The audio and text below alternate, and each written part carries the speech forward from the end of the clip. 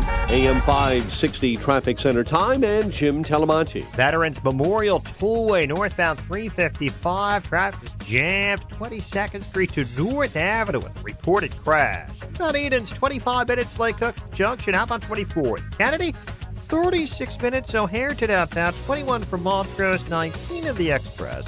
Outbound 31 minutes to the airport. About Eisenhower, now 50 minutes, 390 to downtown, 30 from Mannheim. Outbound 36 minutes to 390.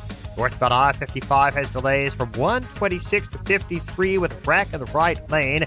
And the Stevenson is 48 minutes, 355 to the drive. The Ryan, 30 minutes, 95th to downtown. I-57, 22 minutes, 90 to the merge. Bishop 424. That's traffic. I'm Jim Telemonti on AM 560 The Answer. Chicago's Morning Answer continues next. In our 1-hour heating and air conditioning weather center, sunshine will mix with clouds today and a high of 23. Clear and 17 overnight. Currently 12. Next news coming up at 7:30. Chicago's Morning Answer with Dan and Amy continues next on AM 560 The Answer. This hourly segment is brought to you by Real Estate Revealed with Randy Barcella, Sunday mornings starting at 8. This is Chicago's Morning Answer with Dan Proft and Amy Jacobson on AM 560. The Answer.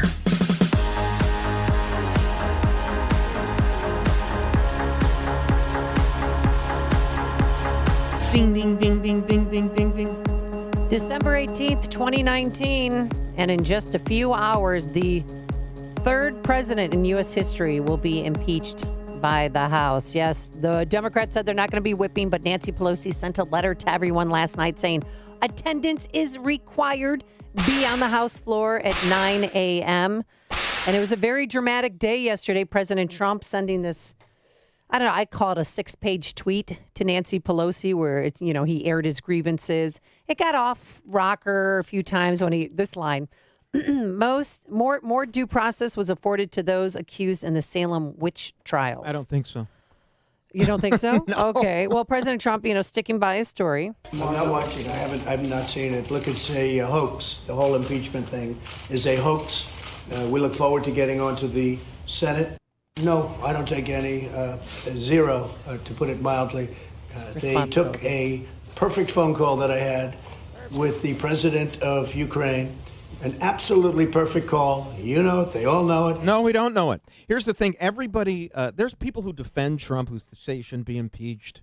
Like the likes me. of Andy McCarthy. Dan Proft. Yeah, yes. Right. But that doesn't mean it was a perfect phone call because, Trump who has helped us clarify and discover that there really is fake news out there is himself an exemplar of fake news. But okay, that's fine. Well, yeah, he did do something wrong there. He just shouldn't be removed from office over it, and justice will prevail because Mitch McConnell realizes this is a partisan exercise, and the nation is not behind impeachment. It's going down in the polls. It's actually lost traction over the last month when it should have been gaining traction, to the point where you now have Chuck Schumer asking for witnesses. If you need witnesses now in the Senate, that means that's more than a tacit admission that you didn't have enough witnesses in order to get the impeachment, which the House is going to pass today. Senator Schumer begging for 4 Republicans to come on over because he wants his witness list, dream list, fulfilled. By announcing that he doesn't want to have witnesses, he doesn't want to have documents, is not rising to the level that a senator should rise to. He's being a pure partisan. All we need is 4 Republicans to vote with us to produce these witnesses, to produce the documents, and I expect that some will. I don't think that some will. Do you, Bruce? No. 4 Republicans are not going to go over across, party lines to get John Bolton and Mick Mulvaney to come and testify. They had their chance. And they blew it, and that's what happens. With more on this, let's welcome back to the program the one and only Hans von Spakovsky. Oh, see, I practice it. I practice it He's an expert on, among other things. Yeah, senior legal fellow for the Heritage Foundation, former FEC commissioner, and former lawyer for the Department of Justice. He has a column out. Trump impeachment by House Democrats means a trial in Senate How would that work? And if you wanted to talk about voter fraud, which we don't today, he's the man to talk to about All right. Well, with that, we welcome him to the program. Good morning, Hans. How are you? Amy, I'm doing great. Bruce, nice to talk to you, too. Yeah, so today we're going to have to sit through another 6 hours of hearing the same politicians rattle on about impeachment. It's going to go Democrats, then a Republican, then a Democrat, then a Republican. Why can't they just get to the vote? I mean, enough is enough already, don't you think? Well, except they've been hurrying this thing along from the very beginning. Frankly, I think Bruce got it exactly right when he said, look, the American people clearly don't support this. They don't believe that the president committed misconduct serious enough to remove him from office. And the Democrats continuing to go forward in the light of that. I mean, Nancy Pelosi reminds me of George Pickett, the general who led the charge at Gettysburg that was doomed to failure, and they just seemed intent on going forward with Pickett's charge, no matter the actual facts and circumstances here. Now, Hans, yesterday I got a whiff of Judge Napolitano on Fox, and I don't know if I heard him correctly. I'm just trying to understand the procedure here once it gets to the Senate. Sure. Because you have Justice Roberts, who is presiding over this, but of course he is not the ultimate arbiter. This isn't analogous to an actual courtroom, because the senators themselves are the actual final judges of everything, and so they're not exactly like jurors. But so you present a case, and I think Napolitano said at one point there could be a motion to dismiss, and Roberts could grant that motion. Is that actually in a possibility, or no? Well, it's not that he could grant the motion, but the motion could be put to a vote of the Senate. The way this works is, you're right, the Chief Justice presides over it, but all of the decisions on, for example, a motion to dismiss without having a trial, that would have to be based on a vote by the senators. And by the way, what we don't know yet is whether they will allow live witnesses or not. During the Clinton impeachment, there were no live witnesses. There were simply excerpts provided from videotaped depositions of witnesses. And by the way, the president does not have to be there for the trial. Bill Clinton was not there for his trial. It was simply his lawyers there presenting and defending his case. Was Andrew Jackson there for his trial? Andrew Johnson. Yes, was Andrew Jackson. Excuse me. Yeah. Sorry. No was problem. Andrew Johnson there for his trial? That's a good question, and I'm not sure if he was there for that. But I have to tell you, I actually think what's going on here does resemble the Andrew Johnson impeachment. Historians looking at it today all pretty much agree that the reason he was impeached was because the radical Republicans, as they were called in the Senate at that time, hated him personally and hated his policies. They didn't really have any misconduct that justified impeachment, but they didn't like him so much that's why they impeached him. And I think that's a lot of what's going on here. Is there a possibility that after the opening statements by both sides, Senator McConnell could call for a vote to end it right then and there? Can that be done? Yes, that actually happened during the Bill Clinton impeachment. A motion again was made to dismiss the case without having a trial.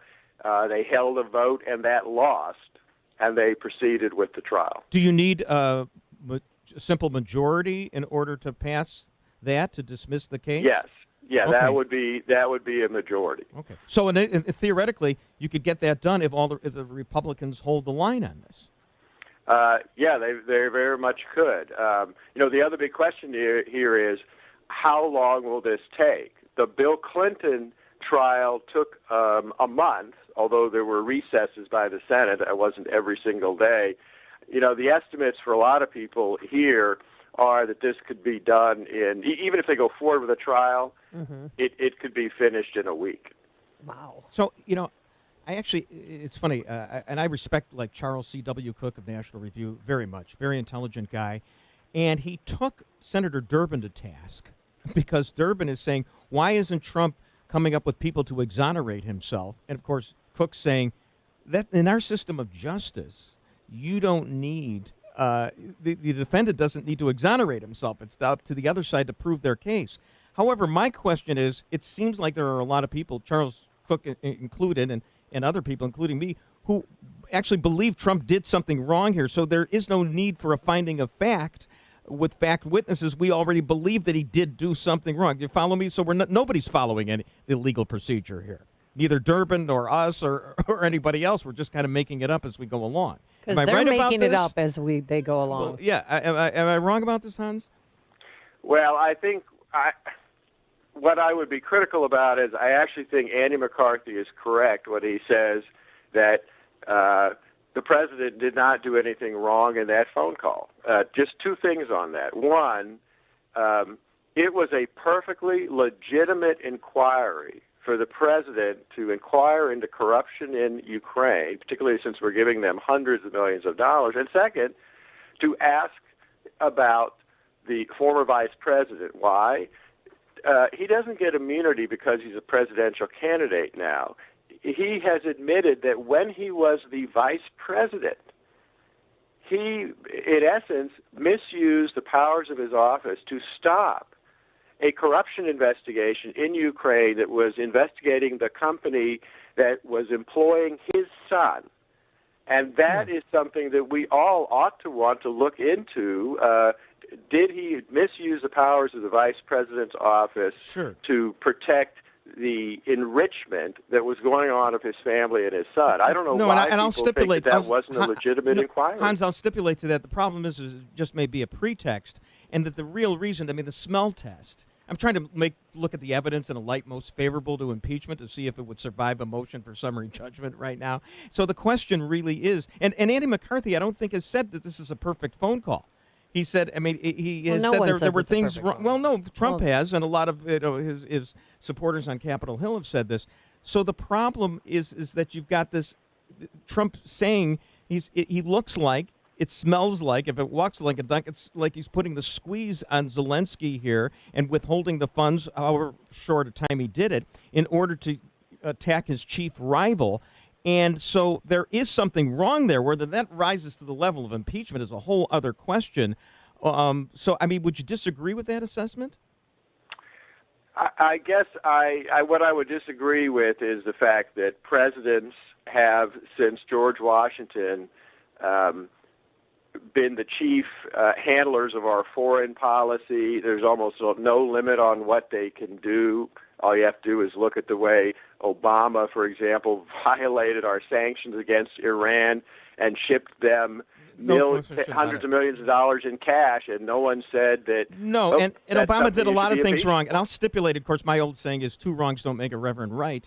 I copyrighted that, by the way. Oh, thank you. I get it. Obama, and it's, whataboutism, and I like whataboutism as an argument. Obama got away with it. Why shouldn't Trump get away with it? But the problem is that, if we just look at it by itself, you don't put the squeeze on, use American funds to put the squeeze on somebody against your main political opponent and corrupt the elections that way. Again, whether that rises to the level of impeachment is another question, and I don't think it does. But can we agree to that this doesn't pass the smell test when Trump calls it a perfect phone call? Well, I guess what I would say about that is you're saying there's something wrong with that. What you're saying is that you're critical of how you have a difference of opinion, as do Democrats, and are critical of how he handled his foreign policy. I don't necessarily think that means there's something wrong with it. It's just that people have a different view of how the foreign policy with Ukraine that's not what I'm saying. Handled. But that's not what I'm saying. Let's move on. But good argument, Hans. Please, Hans, I know that Rudy Giuliani is still in Ukraine digging up dirt on the Bidens, and please tell me that he's going to be nowhere near this Senate trial.